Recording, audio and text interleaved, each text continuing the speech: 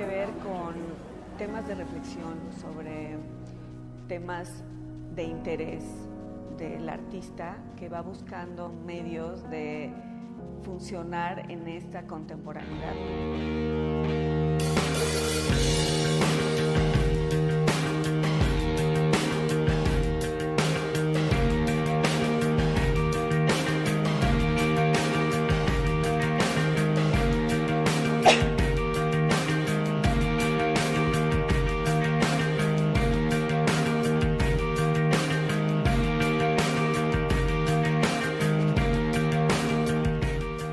Buenas noches, estás escuchando Placebo, con idea y realización de RD1 98.5.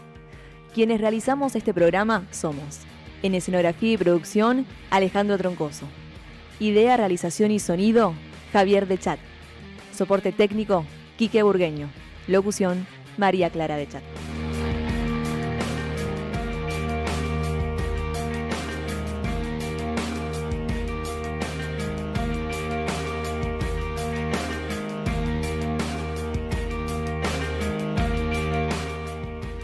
Podés ver este programa en vivo a través de nuestra página web, rd1radio.com.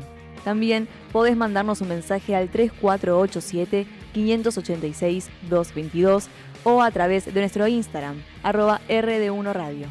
Y si querés revivir esta entrevista, lo podés hacer entrando a nuestro canal de YouTube, RD1 Radio. Dicho todo esto, comienza Placebo. Adelante, Mario. Bueno, muchísimas gracias, Marie Claire. Estamos nuevamente en un nuevo programa de Placebo, como decía recién nuestra locutora. Hoy nos damos un gustazo. Son de estos tipos que no te lo encontrás todo el tiempo, pero el día que te lo encontrás te das un abrazo como de que te viste siempre y que sos un gran amigo de esta persona. Hoy nos invita a conocer su historia, a conocer su vida, su pertenencia y demás. Estamos hablando de un gran músico, para los que nos gusta el metal, estamos hablando de Claudio Partenzi. ¿Qué tal? Buenas noches, Claudio, ¿cómo estás? Buenas noches, Mario. Buenas noches a todo el piso. Gracias por la invitación. Un placer estar en Placebo. Bueno, vamos a recorrer un poco tu historia, tu vida, la música, todo lo que tiene que ver con Claudio como persona, como ser humano. Nacido en Zárate, ¿cómo es tu infancia? ¿Cómo llegás? Bueno, vine de mi madre, seguramente. Hace 64 años de esto. Y viví en Zárate toda la vida, ¿sí? Más allá de que, bueno, he tenido vida laboral como toda la gente que se dedica a la música, como una especie de placer en cierta manera, moviéndome sí un poco por la zona, pero digamos con la suerte de poder estar siempre establecido acá en la ciudad. ¿Barrio? Inicialmente viví cerca de la estación Mitre, hasta pasado casi los 30 años, y después bueno, me reubiqué, ahora estoy en la zona de Smithfield, cerca de La Barranca, así que fueron mis dos ubicaciones zarateñas. Bien, ¿y esa infancia cómo ha sido? ¿Buena infancia? ¿Eras un pibe tranquilo? ¿Cómo era Claudio chico, de pequeño? Claro, la inocencia de la época, o sea, son épocas muy distintas a lo que vivimos hoy. Los chicos, chicas y los adolescentes de la época, primero que no teníamos los medios que hoy existen, y poder tener información era cuestión de buscar muchas revistas o libros y tratar de sacar todo de ahí. Y llevando todo esto a la música, bueno, no existían revistas especializadas en aquellos tiempos. Esto apareció ya en los 80, cuando ya uno ya estaba metido dentro de la corriente musical y ahí quería aparecer uno en esa revista. Pero digamos, fue todo hecho a través del pulmón y de leer diario y la famosa revista de la época, Radiolandia o Antena, donde estaba toda la parte artística, ¿no es cierto? Sí. ¿Tus papis, tu mami viven? ¿Cómo es bueno, el momento? Lamentablemente han fallecido ya. Los dos. Hubiesen sido personas ya de... ¿Se llamaban?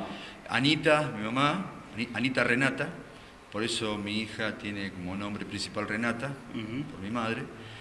Mi padre Américo, venido de Italia, hombre de trabajo toda la vida, y le encantaba cantar canzonetas italianas. Y tenía muy buena voz. cosa que yo no lo he heredado. Depende, después, Pero, digamos, después lo veremos y lo recorremos. Escúchame, ¿cómo ha sido tu infancia? Has sido un chico, indudablemente, si vivías por lo que es la parte de tu barrio, tu primer barrio, la estación y demás, ¿qué colegio irías? ¿Irías a las 7 o del otro lado? Fui a la escuela número 7, toda la primaria, y después cuando empecé la secundaria, empecé el colegio industrial que estaba en el puerto, pero volví al barrio en cierta manera porque después se hizo el colegio industrial nuevo, donde se hacía el taller.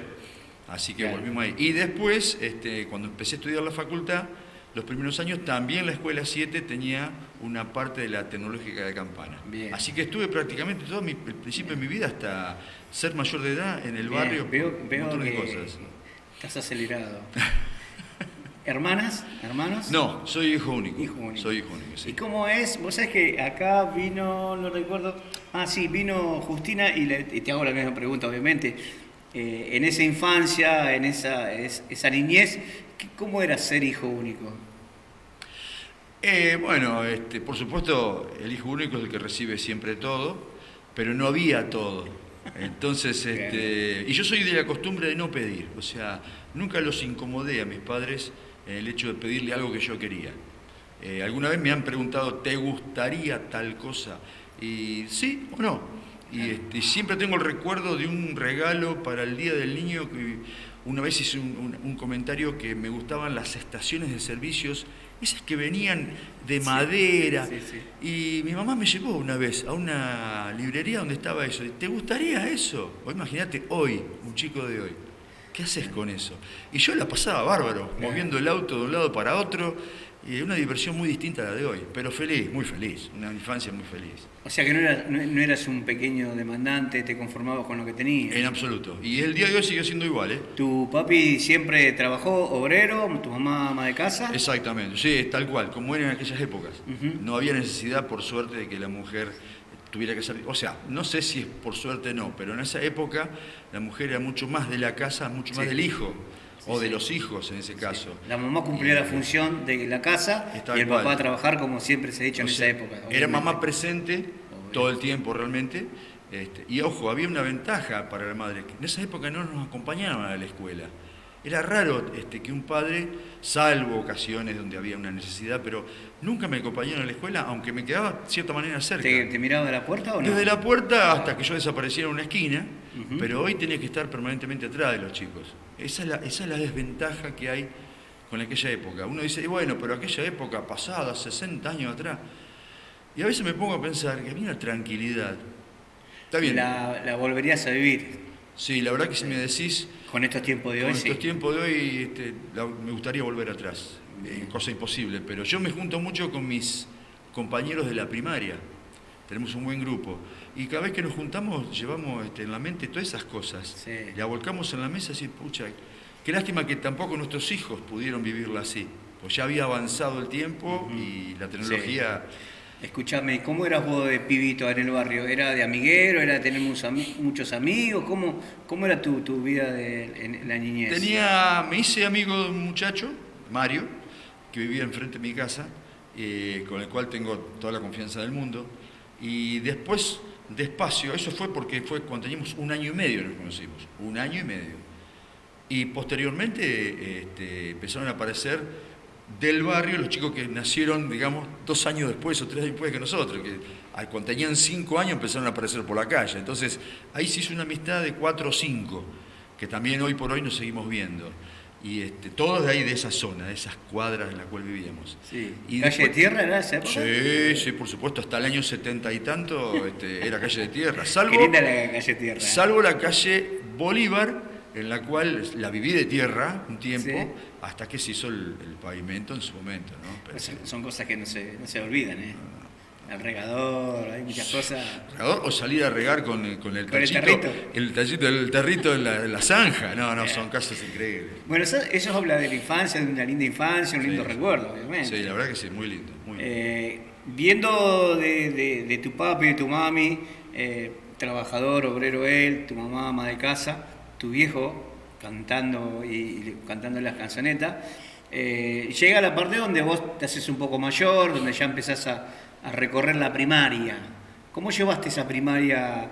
¿Llegó recién la primaria la música o todavía no estaba, Claudio, contexto al tema de la música? Te voy a decir algo, soy muy feliz, y voy a hacerlo hasta el día de mi muerte, haber recorrido esa época cuando los Beatles aparecen en escena, a nivel mundial.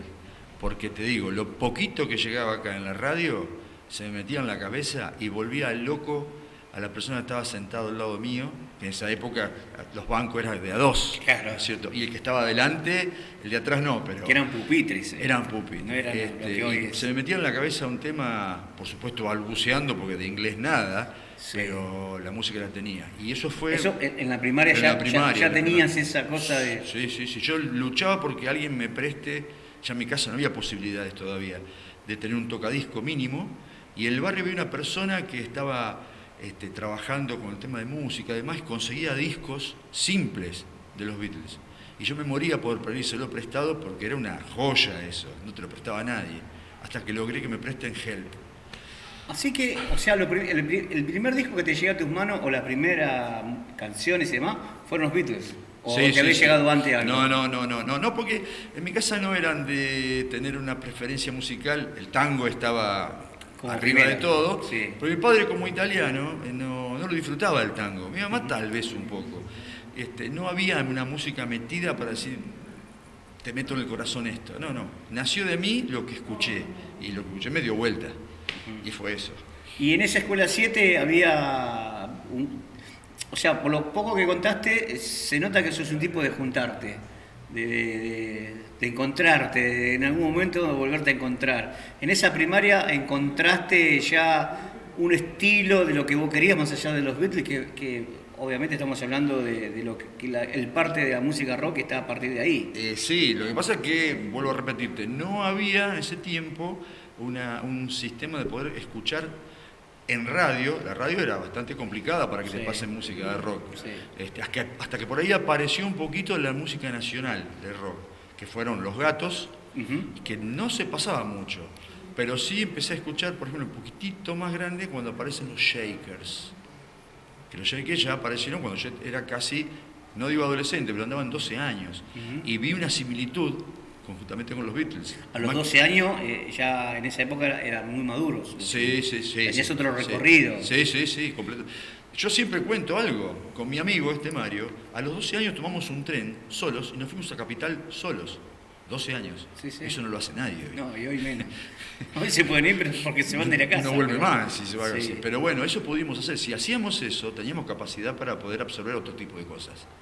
Y eso fue esa época. Vos sabés que yo a veces les cuento a mis hijos de que cuando venían las Navidades o venían en la época y existía la música sacra y no entendían qué era, le digo, mirá, no se escuchaba música el día de tal fecha, se escuchaba toda música sacra, música de la iglesia y demás, y no lo pueden entender. Hoy no ocurre, pero sí en esa época. El Día de los Santos, el Día de los Muertos. El Día de los Muertos, de la Virgen no se escuchaba nada. Se cumplía rajatabla, más allá también porque acá había... No se salía. No. Había en ese momento un gobierno que era militar por esos tiempos, que es lo que yo recuerdo realmente. Y tal vez un poco el hecho de tener que cumplir con ciertas reglas también te llevaba a eso. Pero todas las casas lo hacían, o sea, era una costumbre, era muy religioso todo. Sí.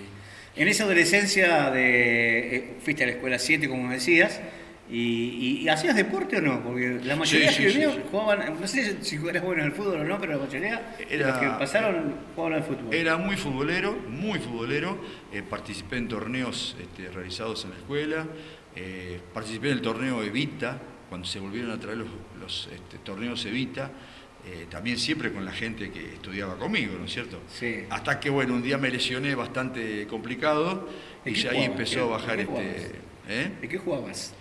Y yo quería hacer goles.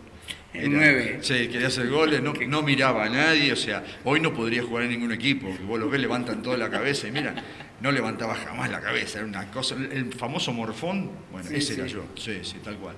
Escuchame, y cuando encontrás el deporte y encontrás todo lo demás, ¿cuándo llega tu cosa de la música? ¿Cómo llega a vos? más allá de que te llegue un disco, de que la radio no era muy habitual escucharlo, se escuchaba lo que algunos querían, no lo que uno deseaba, pero ¿cómo llega la música? ¿Es en la adolescencia o un poco más adulto? No, en la adolescencia. En la adolescencia ya empecé a poder obtener, bueno, cassettes. Ya empezaba la época de los cassettes, Sí. ya quedaba el disco un poco de lado, tenía justamente un pasacassette, y ahí ya con 15 años empecé a empezar a tratar de conseguir toda la música, siempre empezando por los Beatles, hasta que tuve prácticamente toda la colección. Calculá, estamos hablando de que ellos se habían separado en el año 69-70, ¿no es cierto? Sí. Y era el año 73, 3 años habían pasado, nada más. Y yo estaba consiguiendo los discos que no había conseguido antes. 3 años habían pasado. Se nota que eras un pibe que todo lo que daba vuelta a tu alrededor lo absorbías, musicalmente hablando. Sí, exacto. Sí, no tenía, o sea, mis padres tenían mucho miedo de que yo me fuera para el lado de la música en época, y porque en esa época era más el tema estudiar. Estudiar para tener una carrera laboral. Sí, en realidad lo que te hablaba eran tus padres era que vos tenías que tener un futuro. Salvo que en tu casa hayan sido músicos o hayan tenido la posibilidad de vivir un poco de la música. En el caso mío, no. Mi papá era un albañil en su momento, después fue operario, y él tenía en su cabeza tenía el trabajo. Nada más. Entonces él me apuntó por ese lado y yo le respeté eso hasta el momento que dije, bueno, ahora es mi momento. Por eso cuando yo armo mi primera banda, yo ya era grande. O sea, lo cual no significa que no podía hacerlo, pero Sí. yo había dejado pasar mucho tiempo hasta decir, bueno, voy a llegar hasta el punto en que ellos van a ser felices con esto que les voy a dar yo. Les di mi título de profesional, yo soy ingeniero. A partir de ahí, o un poquito antes en realidad, empecé mi primera guitarra, mi primer equipo, y no a escondidas, pero ya empecé a repartir mi tiempo. Claro. El estudio me faltaba poco. Empezaste a tener tu lugar. Exactamente. Y a poco. Y me lo respetaron, pero cómo- claro, le di un montón de años antes, ¿no? ¿Y cómo fue ese encuentro con lo primero en la música, con lo que terminás siendo hoy? Fue tremendo al principio, porque, ¿Por qué? porque yo pensaba que se podía aprender a tocar por mi cuenta, ¿no es cierto? Claro. Así, y no era así. En la ansiedad de querer tocar No era así. como Henry mañana. Sí. No era así, fue algo ¿Y increíble. cómo fue ese recorrido? Primero empecé pidiendo prestada una guitarra acústica a uno de los ¿Acústica? amigos del barrio, que él había ido a estudiar un poquito, y bueno, me prestó la guitarra acústica, con la cual luché terriblemente porque no existe lo de hoy, de buscar en un tutorial Sí. hasta cómo hacer cualquier cosa. Encima arrancaste con una acústica y no con una criolla. Exactamente, porque no, intenté con criolla, pero me hace muy mal a los dedos la cuerda de criolla. Y vos decís, pero si la acústica es metal, el metal no lo siento tan complicado en mi yema de los dedos, también que en esa época no tenía Sí, porque las cuerdas son mucho ningún más callo, finas. nada, o sea, Claro. como es el día de hoy. Me dolía un montón. Que uno pensaría que la criolla, al ser un poco más gruesa y menos... Más blanda, claro, y parece. no tan finita, Claro. no te lastima tanto, pero mirá vos. Directamente arranqué con acústica hasta que le encontré la vuelta porque un par de amigos míos me fueron llevando, bueno, hacete estos ejercicios, empezás así, y así despacio empecé a dominar la ¿Fuiste a acústica. estudiar también? No, ¿o no? justamente ese es mi problema, que soy tan complicado para algunas cosas, y dije, no, si mis muchachos amigos me van a enseñar. O sea, ¿empezaste a tocar de oído? O... Y empecé a tocar de oído. Es más, empecé a sacar temas de oído, Mirá vos. y tenía facilidad, hasta que empecé a encontrar que había tonos que no los conocía. Y ahí sí, ahí me estamos hablando preocupó. de música. ya. Ahí me preocupó. Claro. Así todo, Porque llega un momento donde te das la cabeza contra la pared y dices, uy, hasta acá llegué, ¿qué me pasó? así todas las primeras escalas las hice siendo bastante grande, con Cristian Vidal. El viejo el Cristian negro. Vidal, Sí. fui a la casa un par de veces, me dio ciertas ¿Qué lecciones. edad, qué edad tenía Cristian ahí ya? Cristian, ¿Era no más sé, chico? Más chico que yo, sí. Yo tenía, cuando fui a verlo a él, tendría algo de 27, 28 años, yo. 28, 29 años tendría cuando fui a verlo a él. Y ya dominaba la parte rítmica, pero quería algo más, que es el tema de escalas y todo eso. Entonces él me llevó para la Muy parte de buen escalas, violero. me enseñó un poquito, y después dijo, bueno, es cosa tuya ahora, vos tenés que poner tu oído y empezás a crear. Y tenía razón, esa era la función de él. ¿Y cómo fue ese momento para empezar a, más allá de tener la facilidad de escuchar, como decías recién, qué era lo que vos querías en realidad ya como música, como tendencia? Bueno, me pasé toda la década del 70 masticando Beatles por un lado, un poco de Zeppelin, y había sido la gran explosión de Queen, porque Queen acá llega, los primeros discos de Queen llegan por el 75, no había entrado todavía los tres primeros, entró Una noche en la ópera, y después entró Un día en las carreras, que entró casi pegado. Entran juntos. Entran juntos en realidad, exactamente. Y después vino, bueno, Noticia del Mundo, creo. Sí. Bien, y a partir de ahí me metí más para el lado de Queen porque ya tenía el sonido de la distorsión, una voz aguda. Más sinfónico. Más sinfónico, hasta que pega la llegada de AC/DC, a mis oídos. A tus oídos, sí. Y ahí sí hubo un cambio. Ahí hubo un cambio. ¿Qué es lo que te...? Porque estamos saltando de Beatles hasta Zeppelin, pasás por Queen, que siempre se habló de lo progresivo o lo sinfónico que eran esas bandas, Exacto. Obviamente. Pero llega, te golpea a vos AC/DC. Sí. Que, porque era un golpe fuerte, ¿no? Terrible, es un estilo totalmente distinto. Tremendo, porque la forma de actuar, después con el tiempo pude ver recitales en vivo, o sea, por televisión, ¿no es cierto?, por los videos que había en ese momento, y era una locura. ¿Y qué es lo que te flasheó a vos? ¿Qué fue lo que te atrajo de AC/DC? El movimiento de locos que tenía Angus, que digamos, a mí me gustaba cantar, yo quería cantar y tocar, pero no podía hacer lo que hacía él. Y me di cuenta que era imposible hacer todo eso con el ritmo que él le metía. Pero sí el sonido, que era un hard rock, pues eso no era metal, era hard rock, Sí, hard rock. ya me atrapó. No está dentro del metal, sino que está dentro de los rock. Hard rock. Y ahí, cuando aparecen ellos, conozco a alguien llamado Papo, que existía, nunca lo había escuchado porque era blusero. Claro. Pero me aparece por fines de los 70, 79, Papo por ahí. Blue.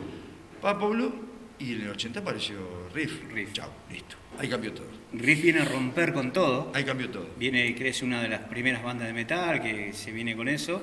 Y ahí es donde a vos ¿qué edad tenías ahí ya cuando empezaste a encontrarte con Y 22, edición? tenía 22. Ah, ya eras 22, 23. Ya eras un hombre casi. Y sí, por eso te decía, estaba en las finales de mis carreras de estudiante.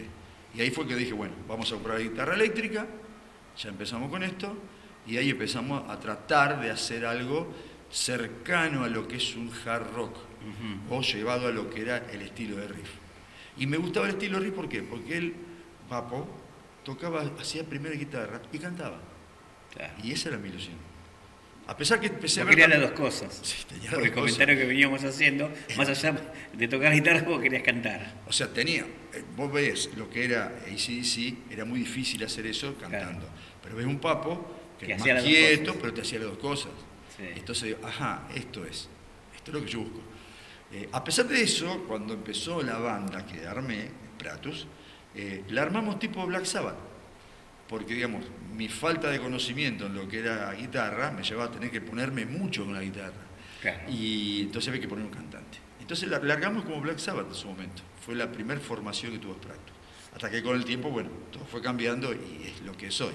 O sea que es lo que hablamos, yo lo comentaba los otros días en otro lugar, y creo que te lo dije a vos, o no sé a quién se lo dije, que Spratus, hoy a la distancia, es una banda legendaria, que es parte del culto de nuestra ciudad, porque no todos aguantan y están en tanto tiempo y tantos años, manteniendo un estilo, manteniendo una ilusión, manteniendo una banda, que no muchos aguantan tanto tiempo, cumpliendo hace poquito 30 años, 38 años, 38. Peor todavía, siempre con el mismo espíritu.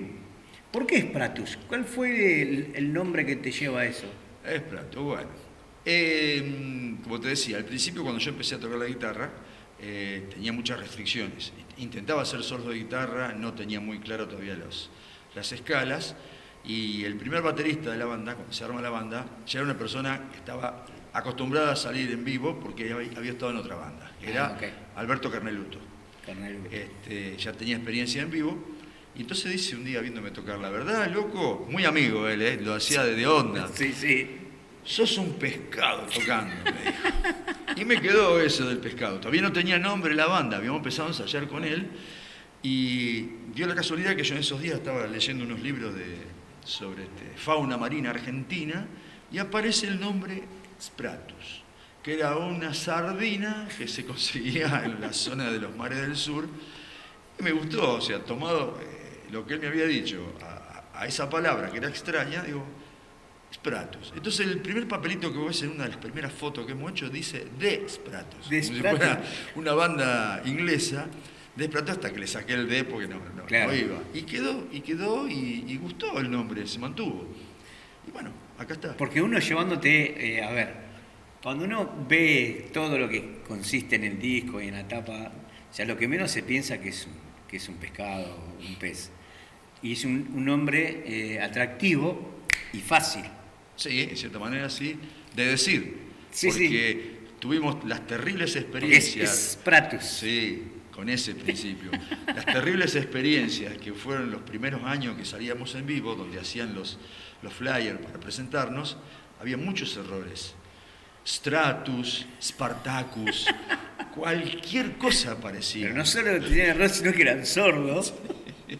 De hecho, en un momento que tocamos en una zona de... Yo recuerdo una vez que, no sé si estaba, mira, déjame, Sí. te voy a, adelantamos un cachito, yo no sé si iban a presentar un disco que fuimos esa noche ahí en el barrio de Villa Fox, que era un coso de palomas, ahí, Sí, bueno, la Sociedad Colombófila. la ciudad colombófila, En la esquina de que Verdi. creo que alguien había escrito mal y estabas vos recontra caliente porque te lo habían hecho mal, Exacto. que vos presentabas el disco ahí. Sí, lo exacto, recuerdo. presentamos Su Majestad. Su Majestad, El segundo sí. disco. Y claro, uno lo lee Spratus y por ahí suele ocurrir, pero es muy difícil que haya una equivocación de esa manera. Te digo, Mario, que ha habido carteles de esos bien profesionales, de 1 metro por casi 1 metro de Sí, ancho. bien de box. Exacto, pegado en las paredes de la zona por la ruta 8, tocábamos por ahí y pasábamos por ahí antes de ir a tocar y vimos con una sola T, Spratus va con 2 T. Claro. Y teníamos un fibrón negro, me acuerdo, que paramos con el auto a poner la segunda T en los papeles, eso para que se lea por lo menos Spratus con doble T. Claro, y aparte estamos hablando de una época donde no había la tecnología que hay ahora, que vos la absoluto. mirás, o sea, hay mucho mataburro dando vueltas Sí, en los celulares. Exacto. Escúchame, ¿cuál fue la primera formación? ¿Quiénes te acompañaron? La primera formación fueron todos compañeros en ese momento del Arsenal, porque yo empecé a trabajar oficialmente en el Arsenal de Zárate, en los talleres, Sí. y estaba bueno, Alberto Carneluto, que estaba en la batería, que sí era baterista, estaba Gustavo Huerchi, que él no sabía absolutamente nada de bajo, y como fue mi caso, con lo mínimo suficiente logró meter los tonos para poder armar los primeros 4 temas que salieron en vivo. Y ahí salió Ariel Marinej como cantante solista. Y en el caso mío, bueno, guitarra rítmica, que en aquel momento no había forma de hacer un solo, porque bueno, recién la estaba agarrando. Pero bueno, parecía muy punk al principio. Ajá. Era un sonido muy punk porque era música un poco rápida y tenía ese estilo que después de la primera presentación me acuerdo, dijimos, bueno, vamos a empezar a cambiar un poquito porque se nos fue lo que era el hard. Claro. Sin querer nos fuimos temas propios, que eso fue otro error tal vez, no haber tratado de copiar temas existentes para ver cómo es el estilo. Si era un poquito rápido, casi estarías pisando Judas. Bueno, pero sí, que bueno, ahí viene la otra parte de la historia. Cuando apareció en el año 83, escucho, sino el disco que salió ese año, que era, creo que era Clamando Venganza, bueno, ahí me partió totalmente la cabeza. Porque era lo que estabas buscando, era su Exacto. sonido. Ese era el sonido. Escúchame, Ese era el ¿y de esa banda te quedaron algunos audios? ¿Te quedó algo de eso o no te quedó nada? Digamos, Como sonaban tipo punk casi. ¿los temas? Sí. No, esos temas realmente no han quedado ni grabados, están olvidados. Están las letras guardadas, sí, porque han Ajá. quedado todas las letras. Pero si vos me preguntás hoy si lo tengo que volver a hacer y tengo que empezar a pensarlo bien, Sí. que por ahí con las letras, el armado de las letras me puede dar el tiempo, se Sí. puede sacar. Pero digamos, quedaron en el olvido porque pues, después creció la banda, creció de otra manera. Se empezaron a armar temas en serio. Sí. En aquel momento era todo palo. Escúchame, ¿qué usabas como guitarra? Tenía una Fime, pero estilo Les Paul. Les Paul, claro. Un estilo Les Paul. ¿Y era la negra con blanco? Exacto, la negra con blanco. Ah. Muy pesada, pesadísima era. Y bien de hard rock. Y sí, exactamente. Y bueno, y el bajo era un bajo Fime también. Era todo por suerte, muy nacional. Ujú. Equipos prestados. No teníamos equipos Sí. para salir en vivo, en serio, no había equipos. Y nosotros siempre salíamos a pedirle al negocio, no sé si te acordás que en la esquina de Justa Lima y Noya, ahí abajo estaba el señor Torres. Sí, señor, en la casa de música. Casa de música. Ismael Torres. Ismael Torres. Le pedimos prestado a él para hacerle la propaganda en vivo. Para decirle, este pedal de efecto, este equipo nos lo prestó. Fuiste pionero. Sí, hacer el aviso publicitario. Y gracias a eso pudimos tocar en vivo, saliendo más o menos bien el sonido. Gracias, Ismael. Sí. Ismael era baterista. Y era baterista. Tocaba la batería, me acuerdo, Sí, Ismael. señor. Hemos ido a la casa y le hemos visto la batería que tenía. Sí, la casa de Villa Amazonas. Yo Villa tuve la Amazonas. oportunidad de conocerlo. Exacto. Bueno, lo conocimos porque él en un momento fue concejal, Exacto. fue político. Sí. Y un tipo era muy amable. Era un tipo que vos entrabas y tocate algo y si te gustaba. Yo ahí, por ejemplo, empecé a conocer la famosos libritos de canciones, que no recuerdo el nombre, no me sale, los cancioneros. Tenían Claro. muchísimos cancioneros. Exacto. Y la gente iba a buscar eso, Claro. recuerdo. Y yo iba porque me gustaba mucho la armónica y pasaba y miraba. Exacto. Yendo un poco, o sea que tuviste como una Les Paul, modelo Gibson, y después fuiste cambiando a medida que fue cambiando la banda. ¿Cuál fue la segunda formación? Ya un poquito más. Después, bueno, empezó a haber cambios, es cierto. Se fue primero Alberto Baneluto, se fue porque tenía un proyecto personal. Igual hoy por hoy lo sigo viendo y andamos abrazados por ahí. Después de él se fue Gustavo Huerzi del bajo. A Carneruto lo reemplaza casi instantáneamente José Luis Perfetto, que también era baterista ya formado, aunque no tenía vivos hechos, pero bueno, Sí. estaba bien ¿Y formado. cómo relacionaba, cómo encajaba la banda? Viendo, aparte estamos hablando de una banda prácticamente no muy masivo, el estilo de música. No, pero digamos, ¿Encajaban entendía... bien? ¿Entendían? Sí, entendía el estilo que queríamos sacarlo, entendía. Él tenía mucha base, él le gustaba mucho Spinetta, a José Luis Perfetto. Mucho Spinetta, tenía mucha base de temas de Spinetta, y de hecho Spinetta tenía temas medio pesados. Sí. A mí me encanta Madre, ¿cómo es? Me olvidé el nombre ahora. Y aparte pescado un poco como que más, También, un poco más claro. pesadito. Entonces, él entraba bien. Ahí tomó el bajo Ariel Marení, que dijo, dejo de cantar, que fue la oportunidad mía. Ahí pasamos al frente. Y se armó el trío. Ahí se armó un trío, del Power cual trio. hemos salido en vivo, en trío, donde yo empiezo a cantar y ya empiezo a meter un poquito de escala de solos, muy livianitas, pero ya se empezó a armar el estilo. Y ya estamos hablando del año 86. Bien. Estamos hablando del año 86. La idea no era... Ahí no habían hecho disco todavía. No había ningún disco todavía. Era todo... Pero los temas, ya que me preguntan, me decís eso, los temas que se hicieron en esa época, hoy están preparados para un disco, digamos, de despedida de la banda. Allá te quieres ir. No, hay un error ahí. Están preparados y mejorados, llevados al día de hoy, cuyas letras son las mismas, pero las músicas se fueron mejorando. La melodía se fue... Sí, cambiando entonces hoy, también. si los escuchás Te fuiste hoy... encontrando la vuelta. Correcto. O sea, todas esas letras de esa época que se hacían en vivo existen y estaban listas para sacar un disco mucho más adelante, espero, dentro de muchos años. Bueno. O sea que tuviste una banda, un power trio interesante. Sí, ¿Y cómo fue esa experiencia de saltar al frontman ya guitarrista y cantando?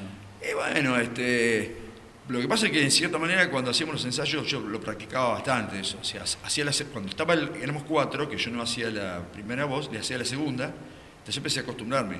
Le hacía segunda voz, hacía los coros y así hasta lo cantábamos juntos los temas. Y eso, bueno, lo fui puliendo hasta el momento que ya Ariel se va y me quedo yo, digamos, directamente con voz, guitarra, con voz completa, por decir así, y se rearma otra vez la banda. Sí. ¿Tenían coros ahí? No. Como coro era, por eso te digo, era yo. Era vos solo. Yo solo y él hacía la primera voz. Ah, ok. Cuando se rearma otra vez la banda, que se mantiene perfecto en la batería, ya entra Enrique Videla como bajista y él sí se mantuvo muchos años. Sí. Es más, por los años 90, al principio de los 90, Videla tuvo un grave accidente en moto, lo esperamos que se recupere y después que se recuperó volvimos a armar la banda. O sea, por eso yo considero esos años donde estuvo parada en cierta manera la banda, de presentarse en vivo, pero no Sí, crear. la banda siguió girando, la banda siguió trabajando. Creando, en cierta manera, esperando que él se recupere. Entonces, yo lo llamo los años oscuros esos 2 o 3 años que estuvimos ahí semiparados, los años oscuros. Y volvemos al ruedo cuando él se recupera. ¿Año? El año 99. 99. O sea, tuvimos más o menos del 94 al 99, estuvimos ahí medio parados. Nosotros hasta el 93 habíamos hecho recitales.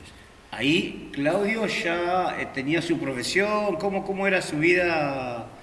¿Había formado familia, no había formado familia? Sí, que eso es sí, importante. Sí. Yo ¿Cuándo te casás? ¿Cuándo formás una familia? Tuve un primer matrimonio, ya te digo que tuve 2 con esto. Tuve un primer matrimonio en el año 86. Yo ya estaba trabajando de forma profesional y la música era mi pasatiempo de fin de semana. Pasatiempo, bien. De fin de semana. Pasatiempo con cierta importancia para mí, porque es lo que a mí me daba mucho placer. O sea, me mantenía en casa, yo estaba en casa, hacía mucho ruido, bueno, pero estaba en casa. Pasaron algunos años, ciertos problemas personales que me llevaron a tener que separarme, y la banda se mantuvo, y después, con el paso del tiempo conozco a Alejandra, que es mi actual esposa, vuelvo a casarme. ¿Vos sos profesor? Tengo como una segunda actividad, no soy profesor de haber estudiado profesorado. No, pero lo doy con la experiencia. Muchos cuando te nombran dicen, profesor en el secundario. Exactamente, me gusta dar a secundarios de adultos. Ajá. Me llevo muy bien porque... ¿Y qué es lo que das? ¿Cuál es la...? Materias técnicas, básicamente. Yo soy ingeniero mecánico. Sí, por eso... Y voy mucho por las matemáticas, la física, las estáticas. Y es lo que básicamente... O sea que yo me he cruzado con 2 o 3 y me han hablado muy bien de vos como profesor. Sí, es otra pasión. La docencia es otra pasión. ¿Y cómo se lleva a ser profesor y a la vez cantante de metal?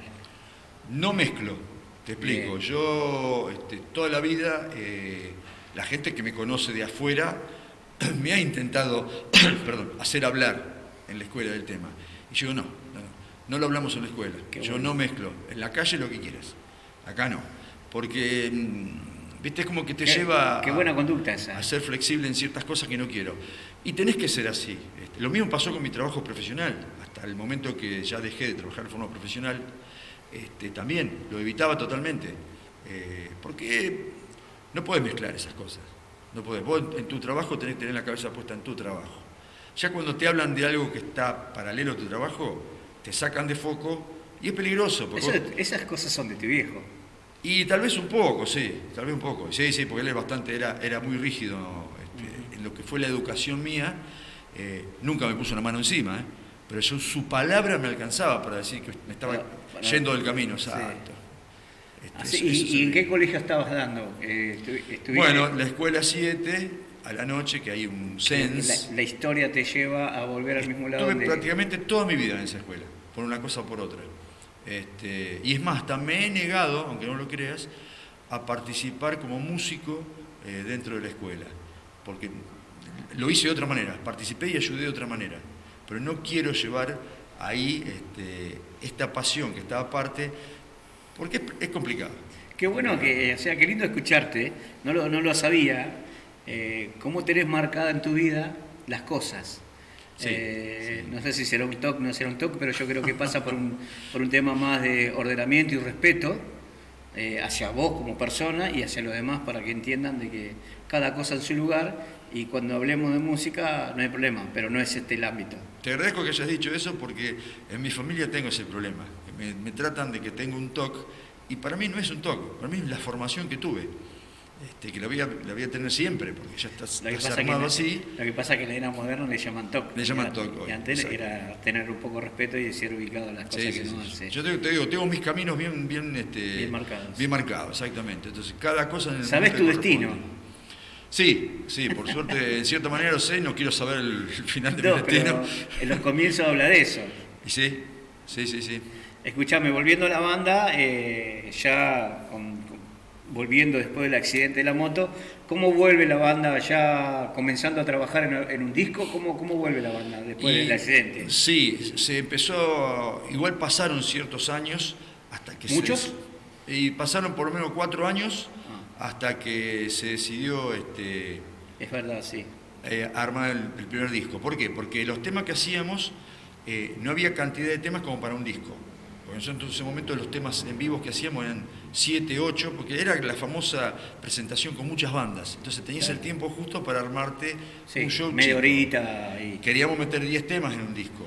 Entonces pulimos. Porque los temas de ustedes son cortos aparte. No son de... Al principio, el primer disco y hasta el segundo tienen temas que son estándar, por decir así. Entre 3 minutos y 4 minutos. Cuando fuimos ya al tercer disco la cosa cambió porque hicimos más música. Claro, y había que acortar los tiempos. Y ya se fuimos a 5. ¿Y cuánto estamos hablando? ¿11 temas? ¿11 tracks? Estamos hablando de 10 tracks, casi todos los temas, casi todos los discos, salvo uno que estamos haciendo ahora, que me está ayudando un señor de nombre Alejandro Troncoso. Lo tengo visto. Sí, vamos a hacer un disco de 11 temas, que es uno que quiero que salga cuanto antes, que está todo armado, me lo está puliendo él.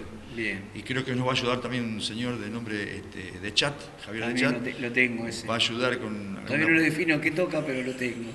Si bajo, guitarra, con saxo... ciertas partes de batería nos va a ayudar, sí, y vamos a definir el disco. Bueno, ya esos temas ya se van un poquito de estándar. Hay un par de temas de 6 o 7 minutos, sí, pero son solamente un par de temas. El resto... ¿Cuándo se presenta ya con la vuelta del negro, ya después del accidente? ¿Cuándo tocan en vivo por primera vez? ¿Cuál fue la presentación que se muestran ya en vivo? En vivo, bueno, como fue banda ya. Por eso, el año 99, que fue en marzo del 99, se hizo acá en el puerto de Zárate una movida que armó la municipalidad, un lindo escenario, donde hoy está el Chaperío. Sí. No había nada en ese momento, era todo piso. ¿Cómo se llamaba? El show de ese día. No, el festival, porque anduvo Mate Rock, también anduvo la gente de Box Day, me acuerdo de esa época, se tocaba de espalda al río, recuerdo. Exactamente, ese día, sinceramente no recuerdo, hubo 4 bandas, hubo una banda de Capital, que fue la que cerró, no recuerdo tampoco el nombre en este momento. Nosotros abrimos el show y ahí se hizo ya, teníamos como primer guitarrista a Leandro Campanini, que él sí tenía conocimiento. Estamos hablando de ya un... Y él armó una serie de temas. Claro.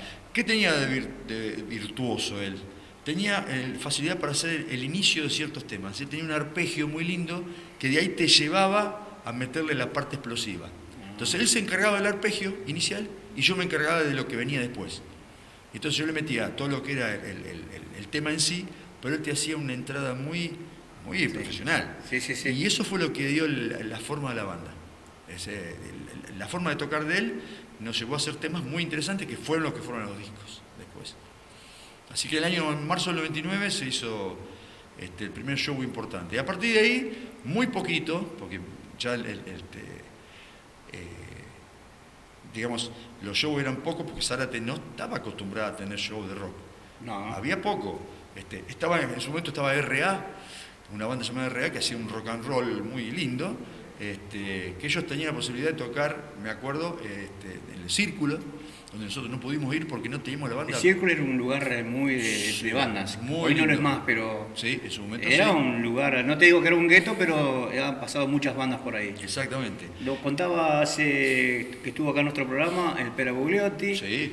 Me ha dicho que... Lo fui a ver muchas veces con su banda, sí. Delta de Irak. Delta de Irak, y hoy tocando con el Eco, con Rubén Ramos y demás. Bueno, ellos eran, en cierta manera, y con Culturero, claro, exacto. Hacían Delta de Irak que sonaban espectacular. Sí, eran muy pioneros ellos. Sí. Y ese era un lugar que se estilaba mucho. Hoy ya no, pero era muy lindo el lugar. Sí. Escuchame, ¿cómo era cómo ya en los 90 y pico, tu familia qué pensaba? Ese Claudio que hacía rock, era profesor y encima jefe de la casa. En los 90, bueno, yo no tenía hijos, de hecho tuve ahora en mi segundo matrimonio, entonces como que aprovechaba esa situación. No era lo mejor, porque bueno, había un poquito de resquemor, el hecho de tener los fines de semana casi dedicado, no todos los días, todas las horas, pero digamos 2 horas del sábado, 2 horas del domingo, en cierta manera te lleva a quedarte muy encerrado. Con el tiempo fuimos cambiando y dijimos, bueno, un poquito más de familia, que es necesario, y ver y ver en qué momento meter la música, para no dejarla. Y así se armó. Bueno, así fueron los 90 en realidad. ¿Tu segunda esposa te conoció ya músico? Sí, porque ya, digamos, cuando nos conocimos ya teníamos todos los, por decir así, teníamos todos los temas para el disco, Sí. para el primer disco, y ya estábamos saliendo. De hecho, presentamos el primer disco, digamos, no en vivo, pero sí para la televisión de Zárate en el momento, que era Teledelta, el mismo día en que yo me casaba por civil. O sea, llevé primero a la televisión, me acuerdo que estaba el comentarista al momento, no me acuerdo el nombre, el muchacho que pasaba los noticieros. Le llevamos un cartel con sí, me acuerdo, la tapa recuerdo, del disco, sí. y se lo dijimos, toma, pasá la propaganda, yo me tengo que ir a casar. y así fue, Sí. se la dejamos y me fui al civil y me casé. Así que tengo esa fecha, diciembre del 2004. ¿Y tu compañera Alejandra viene, no lo sé, con su estilo de música, escucha lo que vos escuchás o viene de otro palo? No es del palo para nada, aunque respeta, por supuesto, esto que hago. No, uno preguntándolo desde conociéndote y conociendo a la distancia a la familia, siempre por ahí se da o no se da. Sí, en mi caso tampoco se da. Pero, claro. Escucha música, es más, está muy, muy contenta con esta banda que está ahora en River, que no pudo ir, pero le encanta. Pero está dentro de lo que le gusta la música. Está dentro de ese rol, digamos, esa es la parte. No es lo que le fascinaría, pero No. te acompaña mucho. O sea, respeta mucho lo que yo hago, pero no es de acompañarme físicamente, salvo alguna ocasión, a los lugares donde voy a tocar. Porque, ¿qué ocurre? Argentina es así. Los horarios generalmente no se cumplen, tiene que ser muy profesional la banda que viene para que se cumpla. Entonces, siempre se estira. Y me ha tocado tocar, por ejemplo, en Capital, en un lugar medio oculto, 3 de la mañana. Una cosa en Capital. Y llegás a tu casa a las 7 de la mañana. Entonces mi mujer no puede. Hoy pasa, no lo puedo entender, pero hoy pasa. Bueno, entonces, en cierta forma decidimos no hacer esos shows tan tarde. Es más, yo vivo pidiendo de que el show sea temprano, para en cierta manera quedarme después un ratito a ver alguna otra banda. Pero digamos, se hace tan tarde que yo mismo tengo sentimientos de cansancio, porque uno se pone grande a veces, ¿no? Y el show mismo me lleva con toda la vitalidad que le ponemos, cantar y tocar al mismo tiempo, te lleva. Y las piernas lo sienten, la mente lo siente. Y bueno, te querés volver a tu casa, en cierta manera. En un ratito ¿la estás pasando bien? ¿Estás cómodo? Excelente. En un ratito, mi tercer casa esta. Vamos a ir preparándonos para hacer un corte y les comentamos a la gente, estamos hablando con Flavio Partensi, profesor, músico, cantante de la banda Spratus. Y vamos a entrar a hablar ya de algo que sí marca a la banda como tal con respecto a los discos. Has hecho banda y has hecho discos con cosas muy interesantes que le ha pasado a nuestro país. Haces mucho, o sea, la banda se recalca mucho en esas situaciones que ha pasado en nuestro país, como los discos que ha sacado, con homenajes, con respeto a algunos hechos en Argentina. Hay una esencia en todo esto que nace justamente en la época en que venimos creando música para un primer disco. O sea, cuando ensayaba en mi casa de la calle Bolívar, armamos temas que son muy de la actualidad de aquel momento, que en cierta manera acá en Argentina se mantiene vigente en algunas cosas, lamentablemente, pero siempre, como dijiste recién, con respeto. O sea, en ningún recital de Spratus vas a escuchar que hay insultos ni que hay palabras groseras dentro del tema, en ninguna. Por ahí hablamos de cosas que a la gente no le gusta, por ahí hablo del tema Soy Lucifer, como diciendo yo soy Lucifer, y no, estoy hablando en tercera persona en realidad. Y armando temas en esa época, hice un tema que se llamaba Señor, ¿dónde está la salvación? Señor, ¿dónde está la salvación? Y cuando en mi casa ensayábamos, escuchaba mucho de la calle. Es más, había gente que paraba en la calle, más bien jóvenes, a escuchar el ensayo. Y llegó a una casa vecina, donde ellos eran evangélicos. Y con tranquilidad, un día me tocan la puerta y la persona que vivía en esa casa me trae una Biblia evangélica. Dice, acá está la respuesta a la pregunta que estás haciendo en ese tema. Y me trajo una Biblia con marcados los renglones de cosas que tenían que ver con eso que yo decía en el tema. Y me dolió en cierta manera, pero se lo agradecí, porque evidentemente se escuchaba. ¿Por qué te dolió? ¿Cuál fue el...? Y me dolió porque como que yo me di cuenta que tenía que cortar eso, que no podía decir algo que estaba ofendiendo. La idea era no ofender, y yo creo que por lo que me dijeron se estaban ofendiendo. Entonces decidí, por un lado, no volver a tocar ese tema, pero por otro lado, esa Biblia me salva en el sentido que empiezo a leer muchos pasajes y me dio un montón de ideas para hacer cosas justamente de los pasajes de la Biblia. Sí. Entonces, hay pasajes que son muy interesantes. Por eso, la leí prácticamente toda y de ahí saqué un montón de temas referidos y justamente el Soy Lucifer sale de la historia de cómo se crea el ángel Lucifer. No es que yo soy Lucifer. No, está muy bien. Y ahí está la explicación y muchas de esas cosas surgieron de esa manera. Pero fue el único tema en el cual, digamos, que yo me di cuenta porque me dijeron que estaba ofendiendo a alguien o a algo. Pero tuvo un doble sentido porque te dejó una Biblia que fue un disparador para muchas personas. Me sirvió totalmente. O sea, la palabra de Dios o de quien sea ha llegado a tus manos y la ira del Señor es otro tema que aparece justamente de leer ese tipo de información. Muy bien, y tampoco es toda una historia, sí. La historia de Moisés. ¿Te quedas un ratito más? Sí, por supuesto. Estamos con Claudio Partensi de Spratus charlando y en un ratito vamos a recorrer ya con los discos, con su viaje a Europa, yo creo que ha sido el punto más alto de la banda, no lo sabemos, de su viaje a Holanda que vamos a charlar, de Luis, su baterista y todo lo que dejó ese recorrido y hoy día en dónde se encuentra la banda. Enseguida volvemos, vamos a una pausa, enseguida volvemos con Placebo. En un ratito volvemos.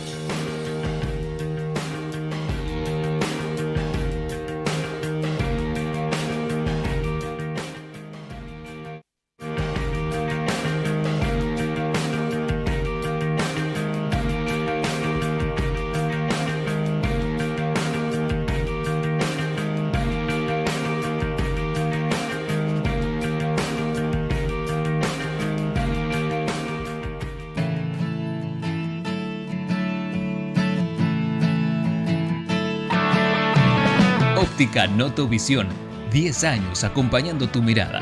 Atención personalizada, anteojos para sol y recetados, lentes de contacto. Atendemos obras sociales, PAMI sin cargo. Óptica Notovisión. Somos especialistas en lentes multifocales. Utilizamos la máxima tecnología. En Lima, Avenida 11, número 586. 3487 54 12 59. En Zárate, Hipólito Yrigoyen 751. Teléfono 3487 440514. Óptica Notovisión. Email notovisión@gmail.com. Días en que soy feliz, otros en extrema soledad. Lunanera. Realizamos remeras estampadas en vinilo textil. Tenemos una amplia gama de talles y diseños. También realizamos remeras personalizadas.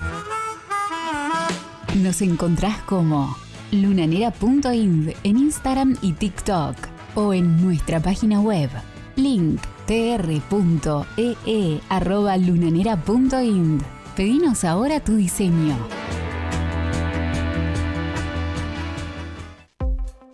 Zárate y Lima.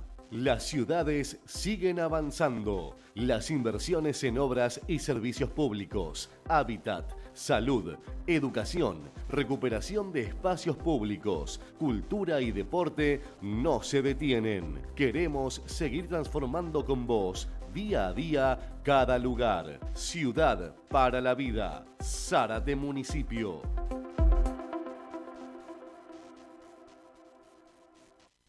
Grupo Cosima, alquiler de baño químico portátiles para obras, eventos, fiestas, cumpleaños. Ubicados en La Valle, 656, teléfono 3487 65 47 66. Grupo Cosima.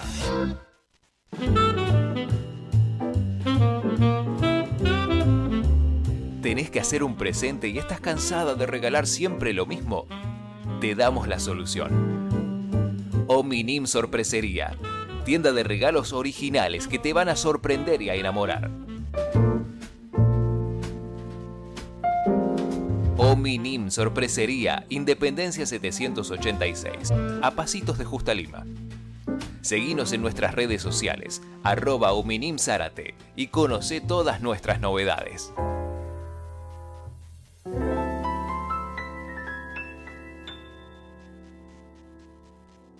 Estás escuchando RD1 98.5. Forma de renovar energía número 142. Tirarse en paracaídas. Vení a San Juan y renovate haciendo deportes extremos. Conoce más en sanjuan.tour.ar. San Juan.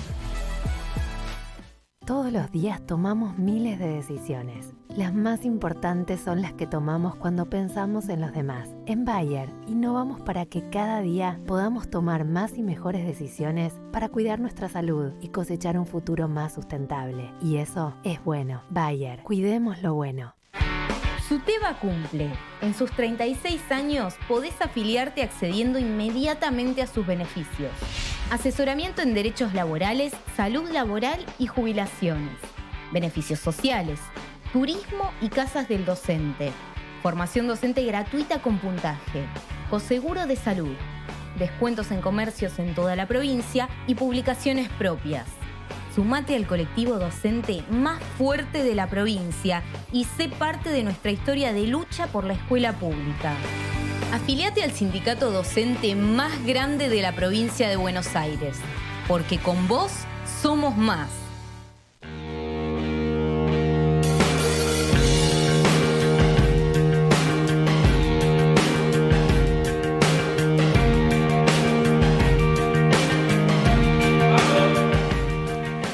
Continuamos con Claudio Portensi, músico de Spratus. Bueno, te mandan saludos el señor Negro Godoy. ¿Qué tal, Está Rubén? escuchando el programa. Gracias. También a gente en Córdoba, mandar saludos. Mi familia de San Francisco, Córdoba, están escuchando el programa. Qué lindo, me gustaría vivir en San Francisco, para que digan que ¿dónde vive? En San Francisco. No digo California, pero... Claro, pero digo San Francisco. ¿Quiénes son? Una prima mía, prima hermana, y toda su familia, sus hijos, su esposo. Sí. Bueno, es una ciudad donde hay una banda muy importante que se llama Britannia, que es un sonido muy la H no murió, un sonido de ese estilo, sí. Bueno, le mandamos un cariño a toda la gente de ahí de Córdoba, San Francisco. Sí, señor. Han venido acá a verme en su momento. Tocar. Bien. Bueno, entonces gente hacia vos con toda la polenta. Vamos a entrar en los discos. ¿Cuántos discos tiene editada la banda? Editados 3, 4. 4. En la calle 4 hay un quinto, que es el que estamos haciendo ahora con estos muchachos amigos que te nombré. Y hay un sexto que está con todas las pistas grabadas, hay que trabajarlo un poco más. Y bueno, lo que sería el séptimo, que espero que sea más que séptimo, es ese que te nombré, que va a ser el final de todo, que está preparado. Pero digamos, en la calle hay 4. El disco que presentabas esa noche en la Colombófila tenía un montón de cosas que juntaban en ese disco, la tapa y demás. Contanos un poquito, que creo que fue una muy linda presentación, muy buen disco. Bueno, ese disco es el resultado, la tapa por un lado, y la contratapa más que nada, es el resultado de lo que pasó acá con el tema de Malvinas. Sí. Hicimos un tema que justamente se llama Su Majestad, que dio nombre al disco, donde se explica un poquito, así, en forma musical y poética, lo que pasó en ese momento en Malvinas. Y digamos que la contratapa del disco, ya existiendo internet y todo eso, llega a la vista de gente de otros países, en este caso de los Países Bajos, ya no se puede decir más Holanda, los Países Bajos, y la gente que lo ve da la casualidad de que hacen dos cosas. Por un lado, son militares. Su profesión eran militares. Y por otro lado, son gente que representa a los Heavy Metal Maniacs, que es una agrupación que se encarga de hacer recitales. No son músicos. Algunos por su cuenta son como productores. Pues son productores de recitales, y siempre lo digo, cuando veo ciertos videos, por ejemplo, de Judas Priest, el cantante nombra a Heavy Metal Maniacs. Porque es una cosa muy grande en Europa. Nosotros nos damos cuenta. De hecho, tengo puesto una remera que viene de allá, en este momento, y ellos ven esa tapa y enseguida buscan toda la información que estaba en el disco y se contactan con Luis Seoane, que es nuestro baterista, exactamente, que entró por el año 2000-2001. con un poquito el inglés medio forzado, se fueron comunicando hasta que llega, justamente por ese disco, que sería nuestro segundo disco, la invitación a tocar allá en aquellos países. ¿Y cómo, o sea, indudablemente que había una historia, algo que los une con respecto a todo este movimiento bélico y demás que a ellos les interesaba, más que nada por lo que significaba todo el capa, el disco, la tapa, perdón. Claro, el cover que viene. En realidad aquí sí, packaging y no me salía, pero sí. es un poco... Ellos vieron la foto del General Belgrano, del crucero General Belgrano que está en la contratapa, y preguntaron. Es fuerte la foto que... Hicieron la pregunta, ¿por qué estaba ese barco ahí? Y no, creo que no sabían lo que significaba el barco, sí sabían lo que había pasado en Malvinas. Porque está dentro de sus estudios, aparentemente, esos estudios que ellos hacen para sus carreras.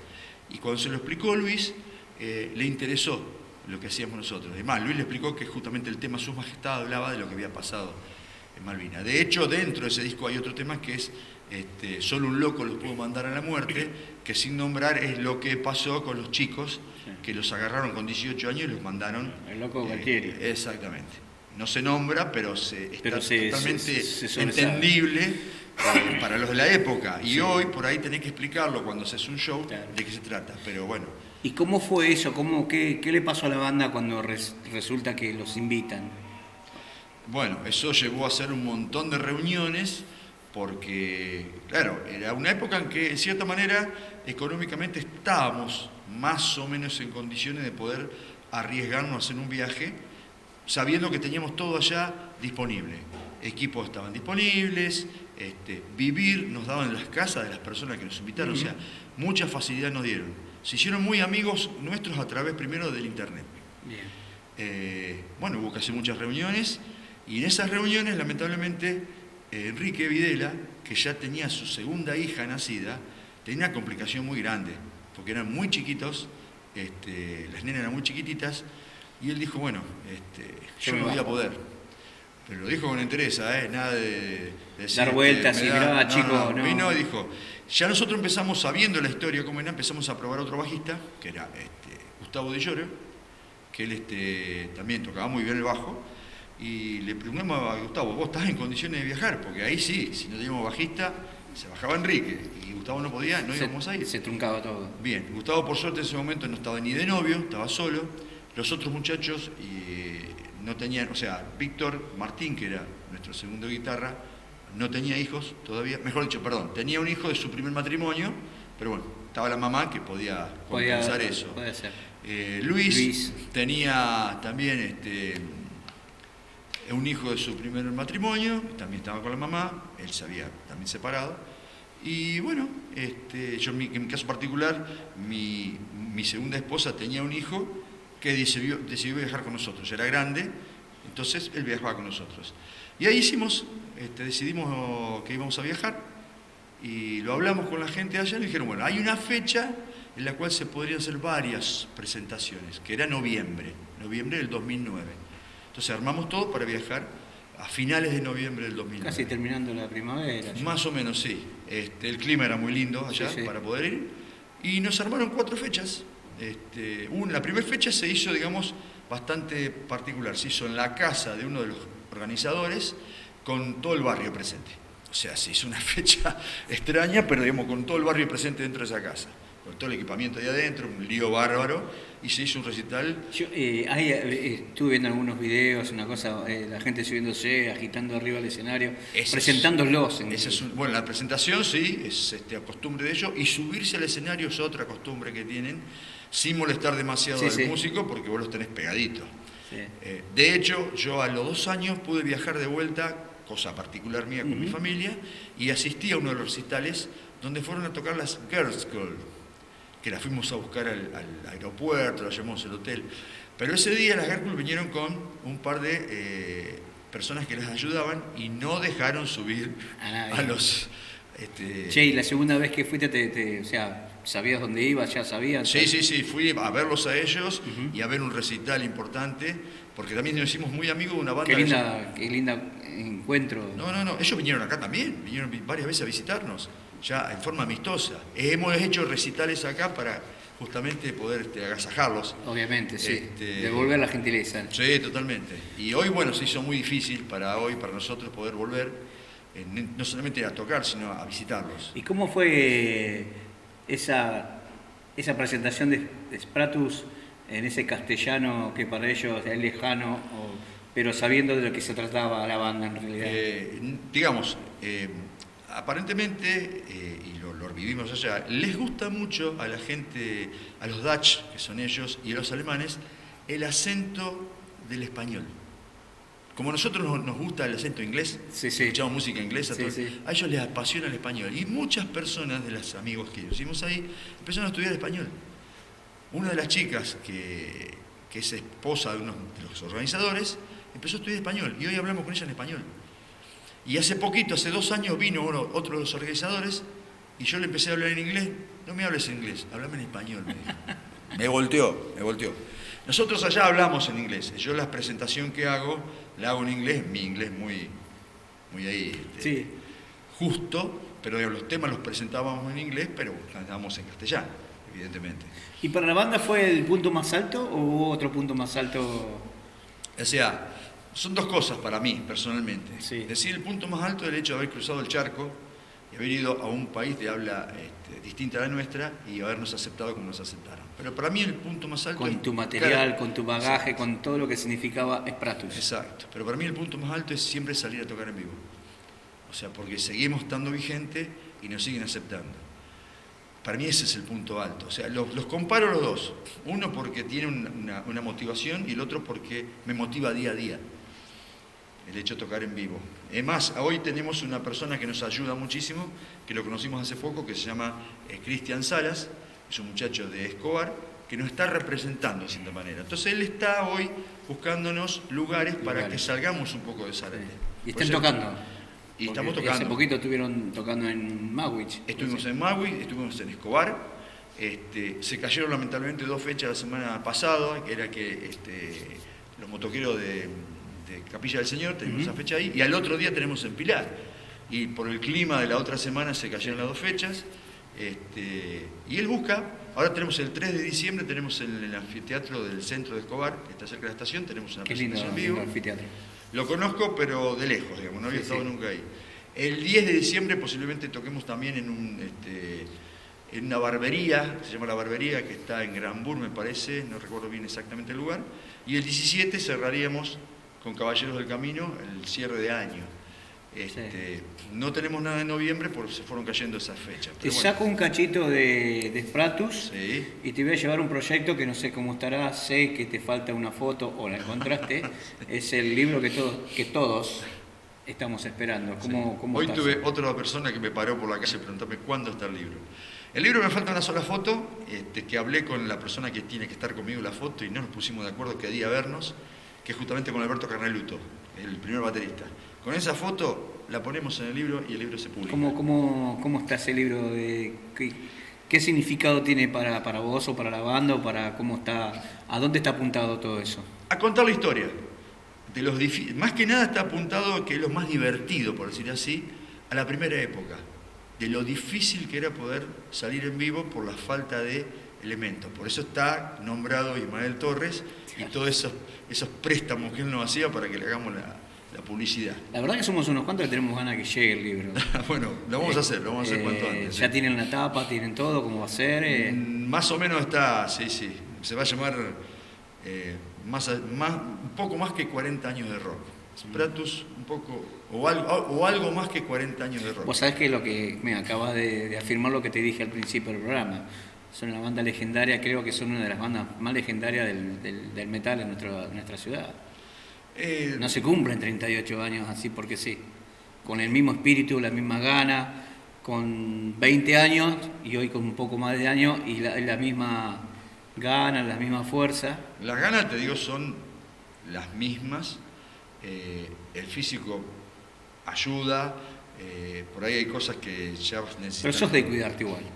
Sí, totalmente. Totalmente, pero no por esto, No. A nivel general. Sos un tipo de cuidarte igual, por eso uno cuando te ve impecable, a ¿no? nivel, obviamente. Por ahí te ha hecho mierda por adentro, pero... no. Pero se te ve bien, te digo. Sí. Cuando uno te ve tocando es lo mismo. No voy a negar, tengo los achaques típicos de un tipo de 60 y tantos años. Sí. Lo vas a sentir en algún momento. Pero no te tires esa bajonera para que... Pero no, al contrario. Porque me dijeron que te deba a la rodilla, entonces empiezo a pegarte a la rodilla. La rodilla es uno de los puntos. Del chat, la rodilla es uno de los puntos. Vos sabés que siempre, esto lo tomamos en forma broma y quiero que lo entiendas, y que cuando a veces escuchamos con gente que nos gusta el metal, siempre decimos, soy Lucifer, quedó como una cosa, decimos, soy Lucifer, que es una cosa maravillosa de la banda. Es ganchero, el coro es ganchero, sí. Y ese es uno, y el otro que está pegando mucho, y mirá qué casualidad que son del primer disco, es Malditos Pecadores. Ese tema, Malditos Pecadores, junto a Soy Lucifer, son los dos temas de cierres obligados, porque son los dos más gancheros y son los que la gente quiere cantar al final. Y nosotros decimos, no es que estamos cansados de hacerlo, pero tenemos que variar. Aparte son temas que van al palo, ¿eh? Sí, eso es lo que tiene el cierre. Eso es lo que tiene el cierre de Termina bien arriba. Es palo, exactamente. Entonces estamos variando los primeros 7 o 8 temas para que no sean todos los mismos, pero los dos finales son siempre esos. No lo podemos quitar, bien. No hay forma. Para abrir paréntesis, voy a cerrar paréntesis con respecto al libro. ¿Fecha tenés más o menos? ¿El libro? Sí. ¿Y el libro, o hay que hablar con este muchacho para ir a decirle, ir a golpearlo y decirle, ir a presionarlo. Juntate porque te vamos a golpear. No, lo que queremos el libro... yo me comprometo porque de cierta manera soy yo el que tiene que ir porque como me pidieron que te pegue al hueso, o apurate, porque... Lo vamos a hacer. Vamos a salir en los programas y decir, mirá, dejá de versearnos o vamos y golpeamos así que falta. Vamos a tratar de terminarlo completo ahora, lo que queda del año, y a principio de año no sé cuánto llevará la edición para que salga. 2023 sale a la calle. ¿Ya tienen la editorial, todo? Tengo un amigo que me va a conseguir eso, el amigo Repeto, que es un escritor zarateño con cierta reputación, tiene creo 3 o 4 libros ya que sacó, los 3 primeros los tengo, no sé si hay un cuarto, no me lo regaló todavía. Sí, vamos a tratar de hacerlo con la gente que lo hace él. Y bueno, eso es lo que queda nada más. Y después leerlo y reírse un poco al principio y ver la historia del final, que ya la historia se hace un poco repetitiva porque ya no hay tantos problemas como hubo al principio. A todo esto, me vas a entender. ¿Plantaste el árbol? Sí. Me alegro. Sí. ¿La pasaste bien? Bárbaro, la verdad que yo cada vez que vengo acá la paso muy bien porque yo te conozco hace muchísimos años, sé qué clase de profesional sos, sé la gente que te acompaña, que también lo conozco mucho. Desgraciadamente. Y son un equipo realmente. Hacemos posible que todo esto sea la historia de siempre, luchando con lo de siempre, apostando a lo de siempre, que es la música. Lo único que nos va a salvar es la cultura, el arte, lo único que nos va a salvar. No hay otra manera de salvar, y siempre con la misma historia de luchar por nuestras bandas, por nuestra cultura, que es el rock, por la que nosotros sabemos, y no tenemos otra manera de hacernos expresar. Siempre vamos a estar en este baile que decimos bailar. Es cierto, o sea, al que le gusta la música en general tiene una forma de pensar. El que explota un estilo tiene otra forma de pensar, pero en el caso mío yo escucho otras músicas. Te puedo decir, me gustan o no, pero las escucho. No me pongo a decir, no te voy a escuchar tal cosa porque ese estilo no lo quiero. Lo escucho primero. Yo te digo, escuché mucho tiempo folclore, y me gustaba mucho el folclore por los principios de los 70. No era que yo lo quería hacer, pero me gustaba mucho un estilo chalcharero de aquella época. Me impactaba. Estuve a punto de venir a ver a Horacio Guaraní cuando vino a Zárate en el año 75 y no pude hacerlo. Pero tenía seguimiento folclore. Y he estado con Mercedes Sosa, por ejemplo, hablando. Y no le voy a disparar a eso. Así que bueno, estoy dentro por suerte. Larralde, en un momento, vos sabés que los otros días estaba hablando, un orillero, obviamente, ¿no? Sí. Que Larralde ha marcado mucho, hoy a la distancia, un hombre quizás un poco discutido, si se quiere. Muy discutido, pero ha sido un orillero de primera línea, que fue uno de los primeros. Exacto. Y eso te hacía el folclore, que no sé por un momento si era folclore o no era folclore, no es la discusión en sí. Y así como mucho, Guaraní, Cafrune, Larralde, tenemos una escuela bastante importante con respecto a las letras y a los dichos. Sí. Y muchos problemas sociales. La Argentina te da en cierta manera de comer para tus letras. Todo el tiempo, porque es cíclico. Porque claro, exacto, es cíclico. Es así, Mario. Te voy a hacer 2 o 3 preguntas, quiero que me las contestes. ¿Estás arrepentido de algo? ¿En la vida? No lo sé. Es difícil decir eso porque, digamos, todas las cosas que pasaron tenían que pasar. O sea, todo lo que yo decidí hacer, bien o mal, lo decidí. Y me equivoqué. Hoy mismo cometí un error grave de cosas simples de la vida. Y digo, puedo estar arrepentido, pero intenté hacer algo y me salió mal. Bueno, la próxima vez lo voy a hacer bien. Entonces, por ahí no me arrepiento de lo que hice porque es una escuela para lo que viene después, para mí. No creo que me arrepienta. Por ahí te puedo decir, porque me arrepiento de no haber empezado antes en la música. Pero tenía otro objetivo primero a eso. Y lo quise cumplir y lo cumplí. Entonces realmente no me puedo arrepentir de lo que hice en general. No. Y eso me da pie. ¿Qué te falta hacer? ¿Qué me falta hacer? Tratar de mantener unida a la familia hasta que sea el momento de que se desuna por motivos normales de los hijos, de cierta forma. Disfrutar este tiempo que nos queda de vida, mantener las amistades. Y bueno, creo que más que eso no se puede pedir. Sí, tengo todo. Mi vida profesional la hice. Lo que me queda por hacer, bueno, seguir disfrutando, que mi oído me siga ayudando a escuchar la música que viene, a ver si me sigue gustando o no lo que viene. Y un poco me respondiste la tercera, que quiero sentirla de tu boca. ¿Sos feliz? Sí, porque lo busqué la felicidad. No la tuve en un principio en ciertas cosas. Fui feliz, como te dije, en mi infancia, bastante feliz en mi adolescencia, aunque el adolescente nunca es feliz del todo. Y ya de grande, cuando rearmé mi vida de cosas que habían pasado mal, bueno, más allá que toda familia es un mundo y hay cosas adentro de que te obligan a tener que discutirlas, pero son naturales esas discusiones. Y sí, soy feliz, sí, ¿cómo no voy a ser feliz? Y tengo compañeros que me acompañan en la música que me gusta, tengo amigos que sigo viendo, por suerte, de años atrás, y tengo en la calle gente que me ve, como me pasó hoy, una persona en Capital me conoció acá en la calle de Zárate y me dijo, aguante la banda, me dijo. Y yo no lo podía creer. Y una persona que viene a Zárate... Esas son las cosas lindas. Hermoso. Tenía, bueno, un uniforme de trabajo de una empresa que anda mucho en Zárate, y este hombre había estado acá en Zárate viendo a la banda. Lo único que nos queda es agradecerte, como siempre decimos, agradecemos a ustedes que vienen y se acercan y darnos esta horita y media para que nos cuenten de su vida, para conocerlos, para saber quiénes son, a pesar de verlos todos los días, pero siempre es bueno conocerlos un poquito más. Agradecerte por el espacio que nos das, agradecerte a vos, a tu familia y a todos tus seres queridos, un cariño grande. Así que gracias por aceptar esta invitación.